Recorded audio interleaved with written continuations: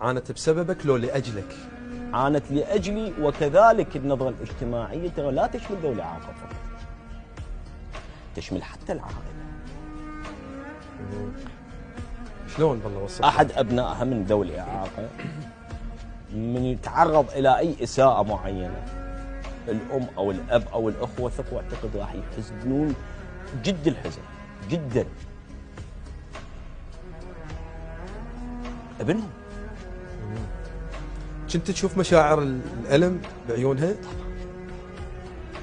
كنت أشوف لما الأطفال بعمر 6 سنين كانوا الأطفال اكو بعض الأطفال يعني ما يقبلون يلعبون وياي خشية العدوى. فأقول لهم ليش؟ يقولون أبونا وأمنا يقولون لا تلعبون نخاف يعديكم. فأشوف الألم. وما بديت حيلة يعني؟ ما بديت إن هي تتألم؟ طبعا ما بديت. فعلي أن أنجح ضعف، أنجح لأجل نفسي ولأجل عائلتي، وكذلك لأجل من أشوفهم هم مثلي.